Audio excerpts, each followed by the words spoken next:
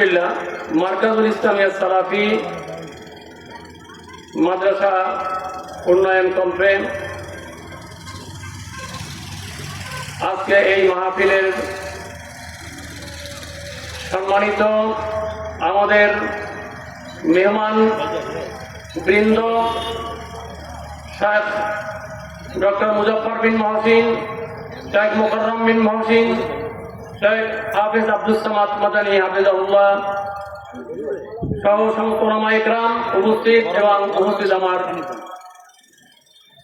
মাহফিলে প্যান্ডেলে উপস্থিত আমার দ্বীনী ভাইয়েরা এবং পর্দারের মা বোনেরা, আল্লাহ সুবহানাহু ওয়া তাআলা আমাদেরকে সৃষ্টি করেছেন ওয়া খালাকুল জিন্না ওয়াল ইনসা ইল্লা লিয়াবুদুন। একমাত্র আল্লাহ সুবহানাহু ওয়া তাআলার ইবাদতের উদ্দেশ্যেই মানুষ জাতিকে আল্লাহ সৃষ্টি করেছেন। আর আল্লাহ আমাদের দায়িত্ব, মানুষ জাতি আমাদের দায়িত্ব আল্লাহর ইবাদত করা, আর আল্লাহর দায়িত্ব আমাদেরকে লালন পালন করা।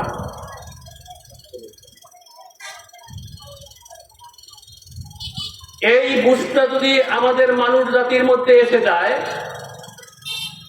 আল্লাহ যেহেতু রব, আল্লাহ যেহেতু পালন কর্তা, আমি যদি আল্লাহর হুকুম অনুসারে আমার জীবনকে পরিচালিত করতে পারি, আমি আল্লাহ সুবহানাহু ওয়া তাআলার দাসত্বে আমার জীবনকে পরিণত করতে পারি, তাই আমাকে লালন পালনের দায়িত্ব আল্লাহ সুবহানাহু ওয়া তাআলা নিয়েছেন। আমার রিজিকের ব্যবস্থা আল্লাহ সুবহানাহু ওয়া তাআলা করবেন, আমার সুস্থতার মালিক আল্লাহ, আমার হায়াতের মালিক আল্লাহ, আমার পরিজনকে প্রতিপালনের দায়িত্ব আল্লাহর।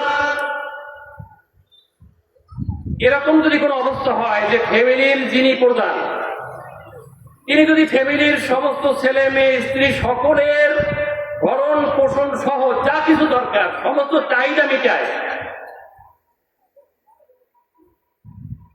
যেখানে যত আনন্দ ফুর্তি করতে মনে চাও, যা কিছু মনে চাও, সকল যদি ফ্যামিলির যিনি অভিভাবক সে যদি চাহিদা মিটায়, তাহলে ফ্যামিলির অন্য লোকের কোনো দুশ্চিন্তা থাকার কথা? আল্লাহ সুবহানাহু ওয়া তাআলা বলে ওয়া'মুর আহলাকা বিস-সালাত, হে নবী আপনি আপনার পরিজনদেরকে, পরিবার পরিজনদেরকে সালাতের নির্দেশ দিন।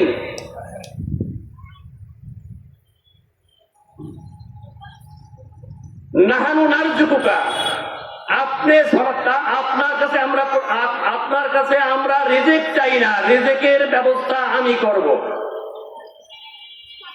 রিজিক বলতে কি বোঝানো হয়েছে? সংক্ষিপ্ত কথা, গোটা জিন্দেগিতে যা কিছু দরকার টোটালটাই রিজিক, শুধু খাওয়া দাওয়া রিজিক না, সমস্ত রিজিকের মানে রিজিক আল্লাহ সুবহানাহু ওয়া তাআলা নবীকে বলতেছেন আপনি নিজে সালাত আদায় করেন এবং আহল পরিজনকে সালাতের, আপনার অধীনস্থদেরকে সালাতের নির্দেশ দেন, সকলে মিলে সালাত আদায় করেন। আপনার কাছে আমরা রিজিক চাই না, সমস্ত রিজিকের ব্যবস্থা আমি আল্লাহ সুবহানাহু ওয়া তাআলা করে দেব। একটা মাত্র ইবাদত, শুধু সালাত। আমরা মানুষ আজকে দিক বিদিক এই রিজিকের পিছনে, ব্যবসা বাণিজ্যের পিছনে সমস্ত কিছু ত্যাগ করে সারা দিন মাথার ঘাম পায়ে ফেলে আমরা দৌড়দৌড়ি করি না ভাই? হারাম হালাল পর্যন্ত আমরা বিবেচনা করি না, অথচ আল্লাহ সুবহানাহু ওয়া তাআলার ওয়াদা, আল্লাহকে আমরা আসলে বিশ্বাসই করতে পারি না। আমার ভাই আলোচনা করেছেন যে আমরা যত এবাদত আমরা সকলে করি, এখানে যারা উপস্থিত হয়েছি এবাদত করনেওয়ালা মানুষই উপস্থিত হয়েছে, কিন্তু এবাদত কাকে বলে এইটা আমাদের অনেকেরই অজানা। এবাদত আল্লাহ কোনটা আল্লাহ পছন্দ করেন, কোনটা পছন্দ করেন না। এবাদত শুধু সালাতের নাম ইবাদত না, শুধু সিয়াম পালন করার ইবাদত না, সুবহানাল্লাহ জিকির করার নাম ইবাদত না। ইবাদত হলো আল্লাহ সুবহানাহু ওয়া তাআলার হুকুমকে নবী মুহাম্মদুর রাসূলুল্লাহ সাল্লাল্লাহু আলাইহি সাল্লামের পদ্ধতিতে আদায় করার নাম হলো ইবাদত, পালন করার নাম ইবাদত। সালাত করলে, নামাজ পড়লে ইবাদত হয়, বহু নেকের কাজ। রিজিকের মালিক আল্লাহ সুবহানাহু ওয়া তাআলা ওয়াদা করেছেন, আল্লাহ তোমরা নামাজ পড়ো, ইবাদত আমি রিজিকের ব্যবস্থা করব। এখন আপনি আমি যদি নামাজ পড়ি নেকের কাজ, এখন যদি সূর্য উদয়ের সময় কেউ নফল নামাজ পড়ি, এটা কি নেকের কাজ না পাপের কাজ? সিয়াম পালন করা খুবই নেকের কাজ। একটা সিয়াম পালন করলে 70 বছরের রাস্তা দূর হয়ে যায় আমার থেকে জাহান্নাম। একটা নফল সিয়াম মাত্র।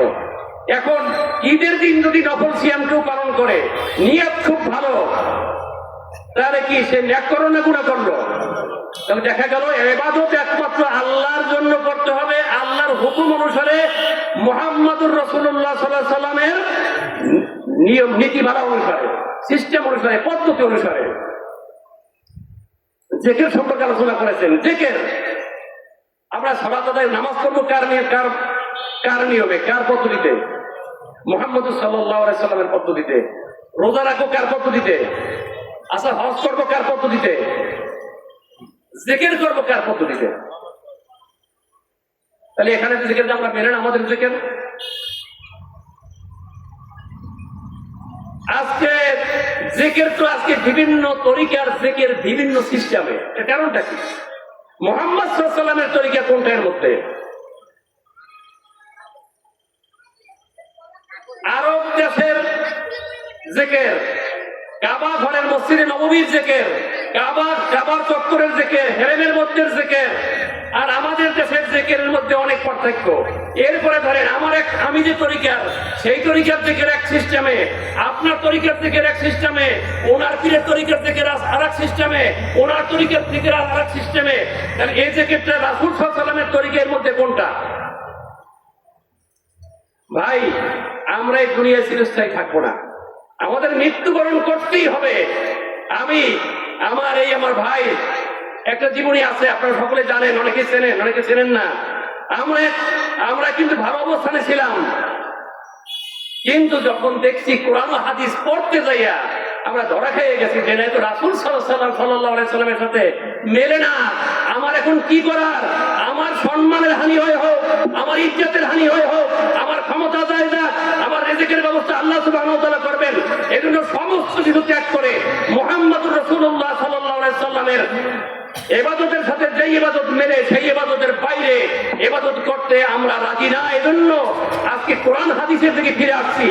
সংক্ষিপ্ত সময়ের মধ্যে আপনাদেরকে উদাত্ত আহ্বান জানাবো, আসুন, আপনি যে তরিকারই হন না কেন, আমি যে তরিকারই হন না কেন, এক তরিকার নাম একটা, যে তরিকার নাম হল ইসলাম, আর যে তরিকার একমাত্র ধারকার বাহক তিনি হলেন মুহাম্মদুর রাসূলুল্লাহ সাল্লাল্লাহু আলাইহি ওয়াসাল্লাম। ওই মুহাম্মদুর রাসূলুল্লাহ সাল্লাল্লাহু আলাইহি ওয়াসাল্লামের সাথে যেই জিকিরের পদ্ধতি মেলবে না, যেই সালাতের পদ্ধতি নবী সাল্লাল্লাহু আলাইহি সাল্লামের সাথে মিলবে না, যেই দুরূদের পদ্ধতি নবী সাল্লাল্লাহু আলাইহি সাল্লামের সাথে মিলবে না, ওই দুরূদ, ওই জিকির, ওই সালাত আমি আদায় করতে রাজি না। আমি আদায় করব ওইটা আমি যাচাই আর বাছাইয়ের মাধ্যমে, যেরকম পেঁয়াজ কিনতে গেলে আমরা কোনটা পচা কোনটা ভালো এটা আমরা দেখে শুনে তারপরে আলু কিনতে গেলে যেভাবে বিবেচনা করে আমরা আলুটা কিনি, ঠিক তদ্রূপ এই আসমান এবং জমিনের চেয়ে বড়, আসমান জমিন বরাবর আল্লাহ তাআলা জান্নাত তৈরি করে রাখছে আপনার আমার জন্য। এই জান্নাত পাওয়ার জন্য আপনাকে আমাকে যাচাই বাছাই করতে হবে। আসুন, আমরা কোনো দলের দিকে ডাকি না, আমরা কোনো তরিকার দিকে ডাকি না, আমরা ডাকি দুইটা জিনিসের দিকে। একটা হলো কোরআন এবং বিশুদ্ধ রাসূল সাল্লাল্লাহু আলাইহি ওয়াসাল্লামের বিশুদ্ধ হাদিস, সহিহ হাদিসের দিকে, অর্থাৎ মুহাম্মদ সাল্লাল্লাহু আলাইহি ওয়াসাল্লামের হুবহু সুন্নাতের দিকে আপনাদেরকে আহ্বান করি। আমরা নিজেরাও করার চেষ্টা করি, আমাদের মধ্যে অনেক ত্রুটি আছে, আমরা চেষ্টা করি সংশোধন হওয়ার জন্য। আসুন ভাই, সকলে আমরা সকলে ঐক্যবদ্ধ হয়ে আমরা যাচাই আর বাছাইয়ের মাধ্যমে আপনাদের একটু যেন দিকে বুঝাই, আচ্ছা একটুখানি উদাহরণ দিয়ে বুঝাই। আমি যদি বলি ভাই, আপনি ফজরের পরে 100 বার সুবহানাল্লাহ পড়বেন, মাথা ডান দিকে ঝুঁকাইবেন, এরপরে মাথাটা আবার এদিকে সুবহান বলার সময় ডান দিকে ঝুঁকাইবেন, আবার মাঝখানে মাথাটা উপরের দিকে উঠাইবেন, আল্লাহ বলার সময় বাম দিকে ঝুঁকাইবেন, অথবা ফেসফাস সরটা করবেন, ফেসফাস ধরে করবেন। এটা করলে আপনার এই ফজিলত। আপনি আমাদের কাছে প্রশ্ন করেন, আমি হুজুরের কাছে, যে হুজুর এই সুবহানাল্লাহ জিকির আমরা শুনছি রাসূলের তরিকা, এটা রাসূলের জিকির, রাসূল শিখাইছে এটা, কিন্তু 100 বার যে ফজরের পর পড়তে বলছেন আল্লাহ রাসূল সাল্লাল্লাহু আলাইহি ওয়াসাল্লাম 100 বার সুবহানাল্লাহ, এবং পদ্ধতি যে এইটার দলিলটা একটু দয়া করে আমার কাগজে লিখে দেন, দলিল নাম্বারটা লিখে দেন, কোন হাদিসে আছে, এটা হাদিসের বাইরে পাইবেন না, কোন হাদিসে আছে আপনি দলিলের নাম্বার ফটো লিখে দেন তোমাকে। এখন যদি না পারেন হুজুর 1 সপ্তাহের মধ্যে দিয়েন, যদি আমি দলিল দিতে পারি আপনি ওই জিকির করবেন, না আপনি ওখানে প্রত্যেকখান খরচ জরুরি খরচ, আপনাকে যাচাই আর বাছাইয়ের মাধ্যমে আল্লাহ রাসূল সাল্লাল্লাহু আলাইহি ওয়াসাল্লামের সমস্ত আল্লাহর হুকুমের সমস্ত ইবাদত করতে হবে। এর বাইরে যদি আপনি কোনো ইবাদত করেন যে ইবাদতটার পদ্ধতি রাসূলের সাথে মেলে না, সিস্টেম ভিন্ন, তাহলে আপনার জন্য এই ইবাদতের জন্য আপনার জন্য জাহান্নাম। এরা রাসূল বলতে গেছে স্পষ্ট, যে ব্যক্তি বিরাট করবে সে গোমরাহ, গোমরাহ স্থান কোথায় জাহান্নাম। জানেন, সকলে জানেন। আল্লাহ সুবহানাহু ওয়া তাআলা আমাদের সবাইকে সংক্ষিপ্ত সরকারে আমি কিছু উদাত্ত আহ্বান রাখলাম, আসুন সকলে দলমত নির্বিশেষে একমাত্র মুহাম্মদুর রাসূলুল্লাহ সাল্লাল্লাহু আলাইহি ওয়াসাল্লামের পথকে আমরা ধরি, ওই তরিকার পথ অনুসরণ করি, যাচাই আর বাছাই করি। যেভাবে আমরা দুনিয়ায় যাচাই করি সমস্ত বিষয়, এটাও আমরা যাচাই বাছাই করে আমল করি। আল্লাহ সুবহানাহু ওয়া তাআলা আমাদের সবাইকে তৌফিক দান করুক।